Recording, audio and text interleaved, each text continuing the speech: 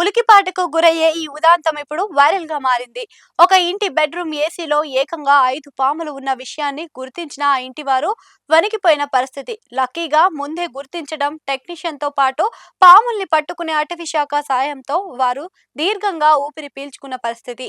Bedroom ఏసీలో ఉన్న పాములు ఉదాంతం గురించి విన్నంతనే నోటి వెంట మాట రాదు. కేరళలో వెలుగు చూసిన ఈ ఉదాంతంలోకి వెళ్లటానికి ముందు ఆ రాష్ట్రంలోని జీవన విధానం గురించి కాస్త చెప్పాల్సిందే. తెలుగు రాష్ట్రాల్లో మాదిరిగా ఇంటికి ఇంటికి మధ్య గ్యాప్ లేకుండా ఉండటం, ఇంటి పరిసరాలు విశాలంగా ఉండటం లాంటివి మన దగ్గర అసలు కనిపించవు. కానీ కేరళలో అందుకు భిన్నంగా.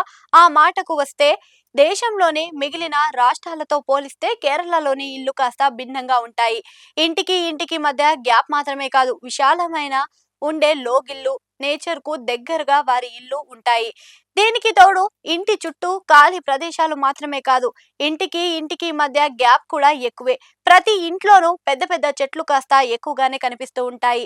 ఈ విషయంలోకి వెళితే కేరళ రాజధాని తిరువనంతపురానికి చెందిన ఒక ఐటీ ఉద్యోగి ఇంట్లోకి బెడ్రూమ్ లోకి 5 పాములు బయటపడడంతో చుట్టుపక్కల వారు తీవ్ర భయాందోళనకు గురయ్యారు. తిరువనంతపురంలోని శ్రీకార్యం అనే ప్రాంతానికి చెందిన మాధవ్ ఆఫీస్ నుంచి ఇంటికి వచ్చిన వేళ బెడ్రూమ్ లో ఏసీ కింద భాగంలో ఏదో కదులుతున్నట్లుగా కనిపించింది. దీంతో దగ్గరకు వెళ్లిన అతనికి ఏసీ నుంచి శబ్దాలు రావడంతో అలర్ట్ అయ్యాడు.